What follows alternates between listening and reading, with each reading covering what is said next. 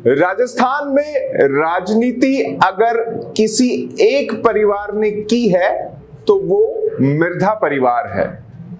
और ये राजनीति केवल स्वतंत्रता के बाद नहीं, और मैं राजनीति नहीं इसे सेवा कहूं जनता की, या कहूं कि सत्ता में रहने वाले सबसे अधिक समय में पावरफुल परिवार की बात तो मिर्धा परिवार रहा। लेकिन इस वक्त जब आजादी का अमृत काल है, मिर्धा परिवार में पार्टी को लेकर बिखराव है, विरासत की जंग है। वहीं नागौर में भी आरएलपी के उदय के बाद से एक हलचल मची हुई थी जिसने इस परिवार की राजनीतिक पहुंच को जनता के बीच में कम किया। लेकिन जनता कभी भी अपना मन बदल सकती है और अवसर हमेशा इन परिवार के सदस्यों को मिलता रहा जनता की सेवा का, चुनाव लड़ने का। आप देख रहे हैं राजस्थान की बात अंकित तिवारी के साथ।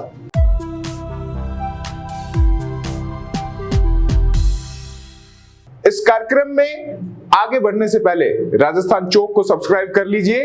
तो आइए आपको मिलाते हैं आज के हमारे खास मेहमान, राजस्थान की राजनीति के उदयमान सितारे, और मैं कहूं कि मिर्धा परिवार की विरासत के नए चहेते, नाथूराम मिर्धा के उसूलों को आगे बढ़ा रहे, किसान सभा से कांग्रेस और कांग्रेस के बाद नई कांग्रेस। ये नई कांग्रेस इसलिए कह रहा हूं कि अब यूथ को मौका मिलने जा रहा है, तो उसी की बात कर रहा हूं। हमारे साथ हैं नागौर में अपने हाल ही के भाषण से चर्चा में आए मिर्धा परिवार के नए सितारे मनीष मिर्धा। स्वागत है आपका। नमस्कार मनीष जी, सबसे अच्छी बात तो यह है कि आप अपनी बोली में, उस मिठास में जो अक्सर मिर्धा परिवार के लिहाज से मानी जाती है कि मैं नागौरी बोली कहूं उसे, या कहूं राजस्थानी बोली में, मारवाड़ी भाषा में, आप अपनी बात रखते हैं और वो बात लोगों को पसंद भी आ रही है। लेकिन बात अभी राजनीतिक मिजाज की है। पहले तो ये बता दीजिए, नागौर से आप आए हैं, मिजाज कैसा है वहां राजनीति का?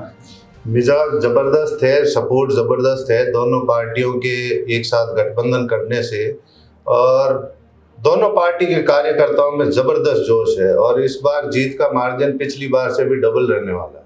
आपके सामने तो मुश्किल होगी थोड़ी सी, क्योंकि एक तरफ बहन लड़ रही है, दूसरी तरफ आपका विचार है, परिवार है, पार्टी है, नाथूराम जी के दिए हुए आदर्श हैं। देखिए, जब तक बहन इस तरफ से लड़ रही थी, कांग्रेस की तरफ से लड़ रही थी, इस विचारधारा से लड़ रही थी, तब तक हम किसी के आड़े नहीं आए, कभी किसी का विरोध नहीं किया।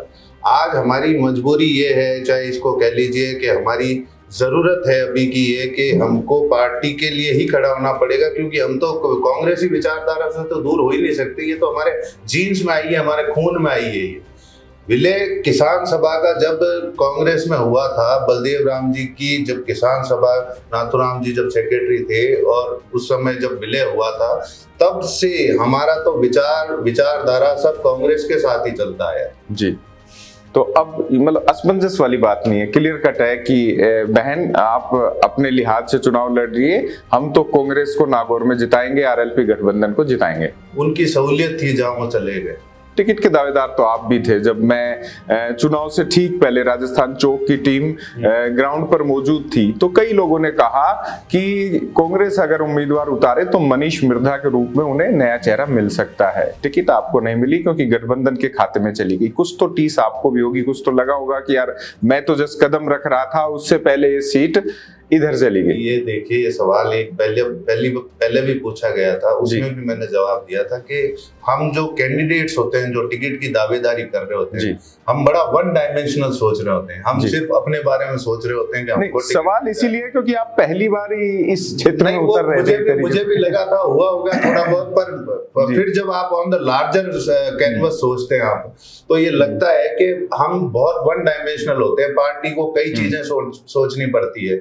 अब हनुमान बेनीवाल जी के साथ अगर आए हैं, तो नागौर में अगर बेनीवाल साहब को फायदा होगा तो बाकी सीटों पर वो हमको भी वोट दिलाएंगे, ऐसी हमारी उम्मीद है। और हम यही विचार करके आए हैं कि हनुमान बेनीवाल का जो बाकी जगह वोट बैंक है वो कांग्रेस को शिफ्ट होगा, और हमारा जो वोट बैंक है वो बेनीवाल साहब को नागौर में शिफ्ट होगा। तो पार्टी को बहुत सारे समीकरण देखने पड़ते हैं। हम थोड़े से स्वार्थी हो जाते हैं इस मामले में, कैंडिडेट लोग, हम सिर्फ अपने बारे में सोचते हैं। जी, लेकिन एक सवाल ये भी उठता है कि भाई मिर्जा परिवार का जो भविष्य है वो इसलिए सवाल उठता है आंकड़ों के साथ। ज्योति मिर्जा हो सकता है कि राजनीतिक विरासत उन्होंने ली, लेकिन मुझे लगता है बरकरार नहीं रख पाई। जो चुनाव हारने का रिकॉर्ड उनका बना हुआ है, इस बार जरूर उम्मीद थी। उन्होंने कांग्रेस में भी चुनाव हारा, बीजेपी में भी हालिया विधानसभा चुनाव उन्होंने हारा, और अब हालांकि नागौर से प्रबल दावेदार है, लेकिन जब भी कोई राजनीतिक तौर पर लगातार हार का सामना करता है तो सवाल ना केवल ज्योति मिर्जा पर उठे, साथ ही नागौर क्षेत्र से, उस अंचल से मिर्जा परिवार की राजनीति पर भी उठे।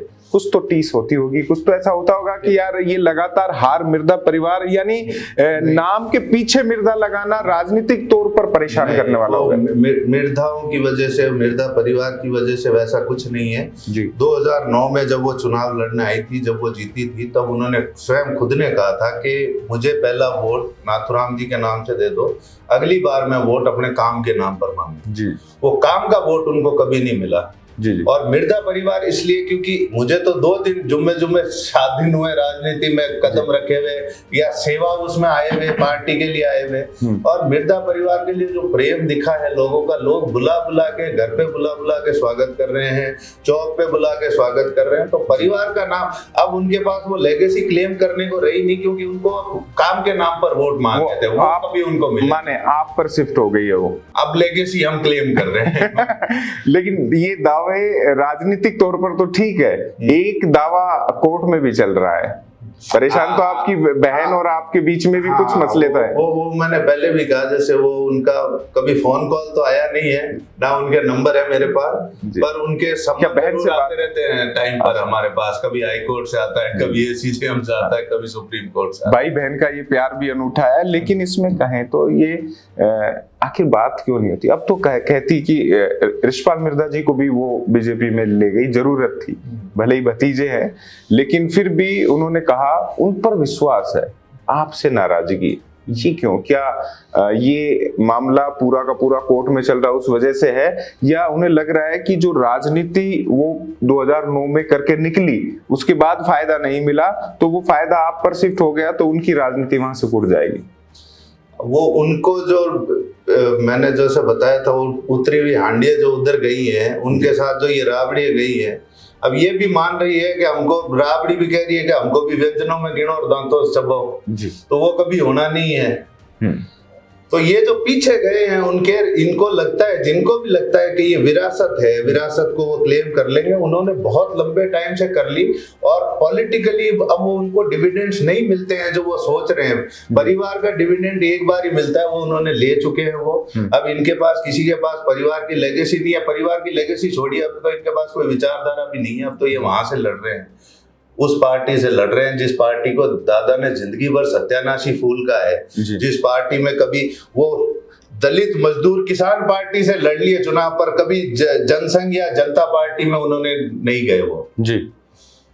तो उस पार्टी में जाने से परिवार में भी कोई नाराजगी हुई थी कि ये फैसला उन्होंने अपने राजनीतिक कैरियर के लिए तो ले लिया, या कई बार सुनने को मिलता है कोई इंडिया बुल्स करके कुछ ऐसा मसला है जिससे कि डर भी है कि भाई इधर आ जाओ, वो क्या है? जनता जानना चाहती है, और चौक के दर्शक कई बार सवाल पूछ चुके हैं। मुझे तो पता नहीं है, मुझे खुद ये बातें जनता से ही सुनाई देती है, क्योंकि मेरा उनसे कोई सीधा संवाद है नहीं, और ये लोगों की बातें सुनाई देती है कि ईडी सीबीआई पीछे पड़ती है, तब चले जाते हैं लोग। और वैसे भी उनका क्यों कह रहे हैं, अपन तो दूसरे भी तो जाते ही हैं। आज देख लीजिए, वो पूरा जोर लगा के बैठे हैं कि आम आदमी पार्टी की तो पूरी की पूरी लीडरशिप उन्होंने जेल में डाली हुई है।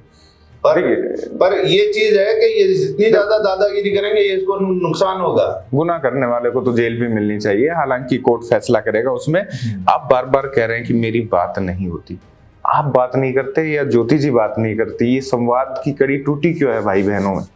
मैं वही तो कह रहा हूँ ना, बातचीत होती है हमारी जी, वो संबंध के जरिए होती है। वो तो एक ऐसी प्रक्रिया होगी जो थोड़ा सा दुखी देती है कि ये क्या हो रहा है। वो हमको सम्मन भेजते हैं कि आप यहाँ पे हाजिर होइए, उस कोर्ट में जाइए, और हम सम्मन भेजते हैं कि लीजिए जी, हम वहां से जीत के आ गए। लेकिन मिर्जा परिवार की राजनीति की बात होती है तो उसके बाद इस एक कालखंड में हनुमान बेनीवाल आए। हनुमान बेनीवाल के टारगेट पे मिर्जा परिवार ही रहा, क्या कुछ नहीं बोला राजनीतिक सभाओं में, अब आप समर्थन कर रहे हैं? ये जो भी बोला गया ये सब मेरे आने से पहले बोला गया जी। और अब हनुमान जी समझदार हो जाएंगे। हनुमान जी, मुझे पूरी उम्मीद है कि अब समझदारी से बात करेंगे और समझदारी से करते भी हैं। अभी हाँ। जितना मेरे सामने बातचीत हुई है, हाँ। जो मेरे साथ वो बोले हैं, मन जी। शेयर किया है जब उन्होंने, तो उन्होंने बराबर इज्जत भी दी, बराबर नाम भी लिए। ठीक है, मामला आपकी बार अच्छा है। लेकिन वो बहन का तो कह रहे मायरा भर देंगे, और आप पर जिम्मेदारी असल में मायरा भरने की, आप पर जिम्मेदारी है कि मायरा वैसे भरो कि बहन की इज्जत उसके ससुराल में बढ़े। और वो कह रहे हैं कि भाई हमारे तो चाहे कोर्ट में चल रहा हो चाहे कैसे भी चल रहा हो, मैंने उस दिन मन से भी कहा था, मैं फिर लाइव प्रोग्राम पर भी ये बोल रहा हूँ कि बहन के खिलाफ हम कोई अपशब्द इस्तेमाल करते नहीं है। जो जनता का फैसला होगा उन्हें भी स्वीकार्य होगा, हमें भी स्वीकार्य होगा। क्या लगता है जनता क्या ऐसा फैसला करेगी कि हनुमान बेनीवाल वहां से निकल जाए? बहुत स्ट्रॉन्ग पोजीशन में है इस बार। कैसे, कोई थोड़े से आंकड़े ही बता दीजिए। हालांकि हम हमेशा सर्वे, एग्जिट पोल, इन सब का हम चौक समर्थन नहीं करता, लेकिन ग्राउंड से आप आए हैं, आपकी पार्टी कितनी मजबूत वहां पर आपको लगती है? ये कांग्रेस पार्टी की ही सीट रही है जी। इस बार समीकरण कुछ ऐसे बन गए कि कांग्रेस पार्टी को ये सीट छोड़ के बहुत लार्जर पिक्चर देखनी पड़ी जी। बाकी ऐसा नहीं हो सकता था कि कांग्रेस पार्टी उस सीट को छोड़ दे जो वो लगातार 55-60 साल से जीतती आई है। इमरजेंसी के बाद जब इंदिरा गांधी जी हार गए, संजय जी हार गए, पूरा नॉर्थ इंडिया कांग्रेस पार्टी हार गई, तब भी कांग्रेस पार्टी की एक ही सीट निकली थी, नाथुराम मिर्जा 1977 में, तब तो कांग्रेस की सीट निकाली। वहां एक तो ये वाकया भी गुजरा था कि भाई बीबीसी बोला था। हाँ, बीबीसी बोला था। हाँ। तो ये जो 77 की कहानी है वो ये दर्शाती है कि वहां के लोगों का माइंडसेट अभी भी कांग्रेस ही है। लोग अभी भी कांग्रेस को ही चाहते हैं, ग्रामीण अंचल जितना भी है। ये देख लीजिए आप, आज की पॉलिटिक्स को भी अगर देख लीजिए, जो अर्बन सेंटर्स हैं, जो लार्ज अर्बन सेंटर्स हो गए, जैसे जोधपुर हो गया, जयपुर हो गया, ये जो लार्ज अर्बन सेंटर, कोटा हो गया, उदयपुर हो गया, यहाँ पे थोड़ा सा हो सकता है अर्बन सेंटर्स में बीजेपी हावी होती हो, पर जो ग्रामीण अंचल की सीटें हैं वहां पर आज भी कांग्रेस का दबदबा है। मैं इस विचार से कहता हूँ, और क्योंकि रालोपा की जो टीम है, आरएलपी की जो टीम है, वो यंग बंदों की टीम है, वो बहुत ही ज्यादा सोशल मीडिया एक्टिव टीम है, ग्राउंड पे एक्टिव। चर्चा तो आप भी है, चेहरा बने हुए वहां पे। हाँ। आपके जो मंच पर भाषण रहा या जो कई जो राजनीतिक चर्चाएं हुई आपकी, तो मनीष मिर्जा अचानक से वहां एक उदयमान सितारे के तौर पे। वो तो देखिए जनता का आशीर्वाद है, जनता का मन था, और जनता को लगा कि वो कहते हैं ना कि दिल की बात जब दिल से निकलती है तो वो दिल तक पहुंचती है। एक छोटा सवाल इस बीच में आ गया, थोड़ा सा एक लीक से हटके भी है।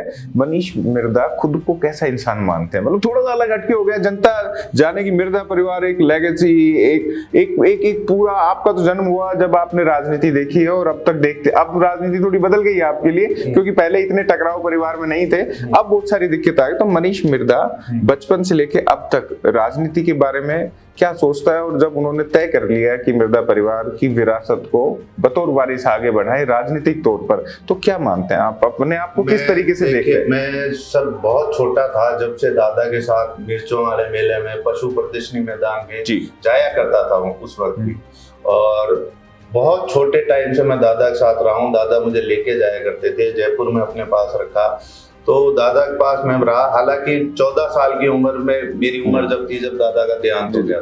पिता राजनीतिक तौर पर आए, फिर एक लंबा गैप आ गया, फिर ज्योति जी आई। ज्योति जी के बाद में ऐसा कभी लगा नहीं, क्योंकि उस पार्टी से थी। अगर ज्योति जी उसी वक्त बीजेपी में चले जाते तो शायद मेरी एंट्री भी उसी वक्त हो जाती। पर वो कांग्रेस में थे और उन्होंने वो लेगेसी संभाल ली, वो बात संभाल ली, तो कभी जरूरत पड़ी नहीं। पर अब क्योंकि वो बीजेपी में चले गए हैं, तो मैंने तो कोई पार्टी के पदाधिकारी से बात की, ना कोई हाईकमांड से बात की, ना किसी और कमांड से बात की। मेरा तो एक ही लक्ष्य था कि अब कांग्रेस पार्टी का ये जो जिस हिसाब से ये गौने एवड़े छोड़ के जा रही हैं उधर बीजेपी की तरफ, अब मेरा फिर फोकस एक ही था कि अब ये इनको, हमारी पार्टी कमजोर हो रही है, अब मजबूती से साथ में खड़ा होने का। मैं तो आम कार्यकर्ता की तरह कूद पड़ा इसमें। तो इससे पहले क्या कर रहे थे? कुछ काम? इससे पहले मेरा बिजनेस था। अच्छा, व्यवसाय में ही रहता था। जी। जनता की दिक्कतें तो दूर करते ही होंगे, आते होंगे, परिवार के नाते समस्या आते हैं। जो समस्या अब कोई जिला कलेक्टर तो लगे नहीं थे कहीं पर, जितना कर सकते थे, जो मदद कर सकते थे वो करने की पूरी कोशिश करते थे। जी जी, क्षेत्र की आपने पूरी बात की, एक्विजिशन की बात की, लेकिन एक जो समस्या आती है वो सबसे बड़ी समस्या ये आ जाती है कि आप कांग्रेस में आ गए, अब 2028 की तरफ देख रहे हैं, 29 की तरफ। देखिए हम तो 2014 से ही देख रहे हैं जी, ये जो बीजेपी है, ये जो राज चल रहा है इनका, ये देते कुछ नहीं है, ये सिर्फ वो धूल में लठ बजाते हैं। वो एक कहानी है ना आपने, जैसे कि आप स्थानीय भाषा में बताएंगे तो ज्यादा अच्छा लगेगा। अच्छा, ठीक है।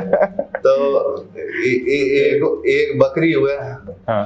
तो बांदरो बन जावे जंगल को राजा, तो बकरी हुआ है, बकरी जार के मालिक मालिक शेर मारे बच्चा लेर चली हो गया, तो बचाओ भी नहीं, तो बांदरो कहे अच्छा ठीक है 1 मिनट रुक, वो ऊपर चढ़े डाला माते, एक डाला दूसरा डाला कूदे, दूसरा डाला तीसरा डाला कूदे जी। जनबा बकरी के मालिक करो कहीं हो जितने मारो बच्चों जीम जाए वो ये बचाओ सरी। हाँ। तो के वो अटी ने फेर कूदे के बच्चा बचाना हमारा बस को सौदो को नहीं है, कब में कोशिश में कमी रही है तो बता दे मन्ने को। तो ये बीजेपी वाले यही है, नोटबंदी किस लिए की, एक भी एम अचीव नहीं हुआ इनसे, पर क्या फिर बाद में आ गए नियत में कमी हो तो हमको बताओ।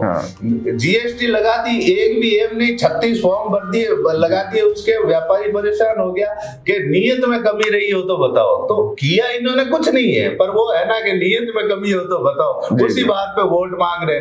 2019 में अगर वो जनता 2 बार से चुन रही है और तीसरी बार का विश्वास 400 पार का विश्वास दे दिया अब की बार। ये तो दूर में लड़े, इनको गिन लो कितनी सीटें हैं इनके पास, 400 पार कहां से, 25 की 26 सीटें तो राजस्थान में करने से रहे, बिल्कुल दिल्ली में 7 की 8 सीट करने से रहे, तो लाएंगे कहां से, ये सीटों का कैलकुलेशन कर लो, ये तो इनको खुद को पता है। वो तो क्या है कि धूड़ में लट बजाते हैं, जनता मान लेती है, हो सकता है कुछ एक विशेष।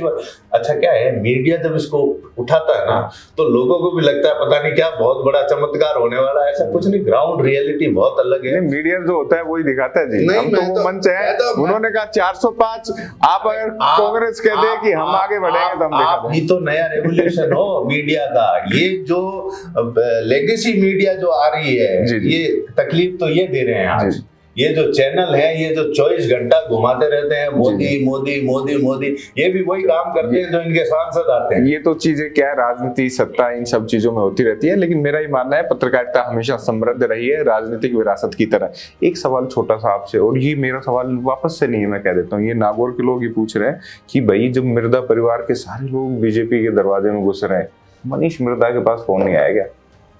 नहीं, बीजेपी से सवाल ही नहीं, किस लिए आएगा, और आए तो मैं कहा भी था, मैं मोदी जी घर पे आ जाए भले टिकट लेके, तो मैं तो विचारधारा का सवाल है ना जी, सवाल विचार, जब तक मैंने मन से भी यही कहा था, जब तक विचारधारा से नहीं जुड़ता आदमी तब तक कुछ नहीं कर सकता। ये तो सहूलियत की राजनीति हो गई ना, कि उधर से टिकट की ऑफर आई तो उधर चले गए, इधर से आई तो इधर चले गए। मुझे तो ना तो कोई टिकट की ऑफर आई, ना मुझे कहा किसी ने आप अप्लाई करो, ना मुझे बाद में किसी ने सूचना दी कि हम गठबंधन कर रहे हैं नहीं कर रहे। पार्टी ने जैसा निर्णय लिया हम तो साथ चलते रहे, क्योंकि विचारधारा का मेल है, वही मेल अभी पहले था, वही मेल आज है और वही मेल आगे रहेगा। लेकिन जनता में ये भी आता है सामने चीजें कि मिर्जा परिवार में फूट अब सड़कों पर, राजनीतिक मंचों पर आ गई। नहीं, ऐसी फूट किस बात की है, राजनीतिक विचारधारा की तो फूट है। ये हमेशा से हर परिवार में चलती आ रही है। गांधी परिवार देख लीजिए, इतना बड़ा परिवार, एक इधर है एक इधर है, तो वो क्या है, कोई आपस में देखते लाठी बाटा तो चलाऊं लागे, पर बात है कि वो विचारधाराओं की लड़ाई है। अगर कांग्रेस नहीं छोड़ दे तो चीजें ठीक रहती ज्योति जी के लिए। मेरी तरफ से वो सेफ साइड रहती कि मुझे फिर आना नहीं पड़ता, और आता तो भी उनके समर्थन में ही आता। तो क्या मनीष मिर्जा आने वाले दिनों में और मंचों पर दिखाई देंगे? डिमांड तो आपकी होने लगी नागौर में तो कि भाई आओ उनको बुलाओ, वो अच्छे फटकारे जैसे। मुझे तो जैसा पार्टी आदेश करेगी, जहां मुझे कहेगी जाना है मैं वहां जाऊंगा। चुनाव लड़ना है चुनाव लड़ूंगा, नहीं लड़ना है संगठन में काम करना है वहां कर, कुछ भी नहीं कहेंगी तो मैं अपनी तरफ से जाके झंडा लेके खड़ा हो जाऊंगा कांग्रेस का, और मेरे मन में कोई वो नहीं है कि मुझे कुछ मिलेगा तो मैं जाऊंगा। जी, समर्पित कार्यकर्ता की तरह रहेंगे। समर्पित कार्यकर्ता। वैसे थोड़ा सा क्या होता है, कई भी कल्पनाएं भी कर लेनी चाहिए। हो सकता है आगे कभी मुकाबला ज्योति मिर्धा से ही आपका हो जाए? अब ज्योति मिर्धा जी के लिए तो ये मुकाबला भी मुझे लगता है आखिरी होने वाला। ऐसा तो अब आगे हो जाए तो हो जाए, अब उसका तो चुनाव फंसा हुआ है। भविष्य कौन बता सकता है। जी, जी। हो जाएगा तो हो जाएगा, पर होगा तो हम तो कांग्रेस वाली साइड से ही होंगे। जी जी। वो मुकाबला उनको ही या तो उधर से करें या निर्दलीय करें या कहीं और से करें, बाकी हम पार्टी बदलने वाले नहीं है, हमारा तो कांग्रेस ही रहने वाला है। मैं तो सवाल भी यही आ रहा था कि अगर अब फोन कर दें ज्योति मिर्धा की भाई जो चीजें थी वो एक साइड में आ जाओ, मेरे को तो चुनाव नहीं, जिताओ, मेरे लिए तो करो मरो की स्थिति है। नहीं, ये मुझे पूरा यकीन है कि फोन तो नहीं आएगा उनका। हाँ। आना तो आएगा तो कोई न कोई नोटिस ही आएगा, फोन तो नहीं आएगा। बड़े नोटिस से डरे हुए लगते हैं आप। नहीं, ऐसा कोई नहीं है, सारे सब जगह जीत गए ना। आप देख लीजिए, रेवेन्यू हम जीत गए, एसीजे हम जीत गए, नहीं हाई कोर्ट हम जीत गए, सुप्रीम कोर्ट हम जीत गए, सुप्रीम कोर्ट डबल अपील हम जीत गए, तो डर नहीं लगता। मैं तो यही तो उनके खुद के अलफनामे में बहुत प्रॉपर्टी है उनके पास अभी जो उन्होंने दाखिल किया है, तो ऐसी लड़ाई फिर भी कोई बीघे 2 बीघे के लिए क्या लड़ना। वो भी दादा के 1988 में जिस टाइम दादा जिंदा थे, उनके पिताजी जिंदा थे, जी। उसके लिए क्या मांगना और क्या लेना, और उनके लिए क्या बीघे 2 बीघे का फर्क पड़ता है। 125-150 करोड़ की वो प्रॉपर्टियां वहां पर दिखा रहे हैं। जी जी। फालतू का मुकदमा किया, और जिस दादा की विरासत को क्लेम करने की बात कर रहे हैं, उसी विरासत को कोर्टों में से धूल में उछाल रहे हैं। जी। एक सवाल और उन गलियारों में उठता है ज्योति मिर्धा के लिए कि विरासत तो ले ली, लेकिन ये एरोगेंसी जो है वो कहाँ से मतलब आई, वो थोड़ा सा सवाल उठता भी है वहां पे। जैसे कई लोग, आप ही ने शायद एक सवाल भी किया था, किसी मीडिया से जुड़े हुए थे कि भाई उनके पास फोन नंबर है क्या, जिस संबंधित व्यक्ति से पूछा आपने, तो ये जनता से जुड़ाव भी और जनता से दूरी भी। ये देखिए, ये इनका हमेशा से ये नेगेटिव पॉइंट रहा है कि 2009 के बाद से जब से ये जीत कर दिल्ली गई है, क्योंकि हमारे परिवार से थी तो लोग अब मेरे को लोग अज्यूम कर लेते थे, क्योंकि मैं भाई हूं तो कि मेरे पास तो नंबर हो गई, मेरे से तो रोज बात होती होगी जी। लंच भी वो मुझसे से पूछ के करती होंगी, डिनर भी मेरे से पूछ के करती होंगी, ऐसा लोगों को लगता होगा। पर मेरे पास भी उनके नंबर नहीं थे। हकीकत बात यह है, थोड़े टाइम तक हम जरूर जुड़े हुए थे। वो भी एक ब्लैकबेरी मैसेंजर होता था, उसमें भी नंबर नहीं होता था, एक पिन से जुड़ते थे। जी जी। तो उससे जुड़ाव जरूर था। उसके बाद से ना तो उनके पास मेरा नंबर होगा, पता नहीं, मेरे पास उनका नंबर नहीं है। जब मेरे पास, मैंने उन कार्यकर्ता से भी यही पूछा था कि मैं उनका भाई हूँ, लोग अज्यूम करते होंगे कि मेरे पास तो नंबर होंगे ही, तो मेरे पास नंबर नहीं है। आपके पास नंबर तो है, आप उनकी रोज ये करा रहे हैं, हम यहाँ पे मीटिंग कराएंगे, यहाँ पे स्वागत कराएंगे, मैं आप उनके दौड़ बात कर रहे हो, दरिया बिछा रहे हो, तो आपके ये तो है कि आपके पास नंबर तो है उनके। तो के नंबर है, मैं आपको व्हाट्सएप कर दूंगा, उससे पता ही चल जाता है। तो ये दूरी जो उन्होंने पब्लिक से बनाई जी, नंबर मेरे पास हो नहीं हो कोई फर्क नहीं पड़ता, पर पब्लिक के आप जब पास में नहीं रहते, पब्लिक से आप जब संपर्क में नहीं रहते, कनेक्टिविटी जब आपकी टूट जाती है, तभी तो लगातार चुनाव हारते जान। लेकिन बीजेपी में तो स्टार प्रचारक के तौर पर रह गई थी, विधानसभा चुनाव के दौरान पूरे नागौर और कई इलाकों में घूमी थी। एक सवाल छोटा सा बन जाता है इस बीच में, कभी संबंध सुधरने की उम्मीद है? वो बड़े हैं, वो पहल करेंगे। जी जी। हम तो छोटे हैं, हमारे को तो वो आशीर्वाद देंगे, आशीर्वाद ले लेंगे। हम तो छोटे हैं, हम क्या कर सकते हैं। जी जी। हम तो सामने भी कभी आएंगे तो मिलेंगे तो झुक के राम राम और पैर ही छूने पड़ेंगे हमको। जी। नहीं, यही राजस्थान की एक परंपरा भी है और आपसी मिठास भी है संबंधों की। एक अंतिम सवाल ले लेते हैं, लोकसभा चुनाव के बाद मनीष मिर्धा अपने आप को कहाँ देखते हैं? मैं तो कांग्रेस पार्टी का सच्चा सेवक ही बन के रहूंगा, कांग्रेस पार्टी के कार्यकर्ता के रूप में ही रहूंगा, और कांग्रेस पार्टी के सबसे छोटे निम्नतम कार्यकर्ता के रूप में ही अपने आप को देखता हूँ। अब पार्टी को जो देना होगा वो दे देंगे, उनको अगर लगेगा मैं लायक हूँ तो आगे बढ़ा देंगे, उनको अगर लगेगा संगठन में यूज लेना है तो संगठन में यूज लेंगे, पॉलिटिकल यूज लेना है तो वो टिकट दे के वैसे यूज लेंगे। पार्टी को जो करना करिए, हम तो हाजिर हो गए पार्टी के लिए, पार्टी को जैसा ठीक लगे वैसा करें। जी जी। एक दर्शक का और सवाल था, मैं अंतिम सवाल पे था लेकिन वो पूछना भी जरूरी है क्योंकि वो मिर्धा परिवार की लेगेसी से, उनकी जनसेवा से, उनके स्वभाव से और उनके मूल आचरण से जुड़ा हुआ है। बात यहाँ मैं रिचपाल मिर्धा की कर रहा हूँ। बहुत से बयान उनके वायरल होते हैं लेकिन अधिकतर बयानों में भाषा की वो सौम्यता नहीं है। वो रिप्रेजेंट तो मिर्धा परिवार को ही करते हैं, आप ही के हिस्सा है, लेकिन उनकी भाषा अमर्यादित श्रेणी में आ रही है। लोग खूब चटकारे ले रहे हैं, अच्छा भी लग रहा है कुछ लोगों को, लेकिन फिर भी मिर्जा परिवार इस भाषा के लिए जाना जाए। संभवतः राजनीतिक विरासत का आप क्लेम कर रहे हो, आपको भी संभवतः इससे थोड़ी सी तो नाराजगी होगी, थोड़ा सा तो लगता होगा कि भाई मेरे दादा चाचा ये क्या बोल रहे हैं। मुझे एक ही चीज लगती है उनके भाषण जब भी मैं सुनता हूँ कि काश कोई लाइव बोलता हुआ जिसके आदमी के मुंह से वर्ड्स निकल रहे हैं, काश उसमें भी जैसा आपके बीप बीप वाली फैसिलिटी होती तो मैं वहां पे यूज कर लेता इसको। बोलते अच्छा है नो डाउट, अपनी भाषा में बोलते हैं सब कुछ, पर वो जो कुछ वर्ड्स जो वो यूज करते हैं उस पे अगर वो बीप बीप लग जाता तो ज्यादा बेहतर है। यानी कि भाषा पे संयम रखना चाहिए। छोटे हैं आप, नसीहत तो नहीं दे सकते, सुझाव तो दे ही सकते हैं कि चाचा जी तो मत करो। बिल्कुल, खानदान के क्यों गुंडा पाओगे।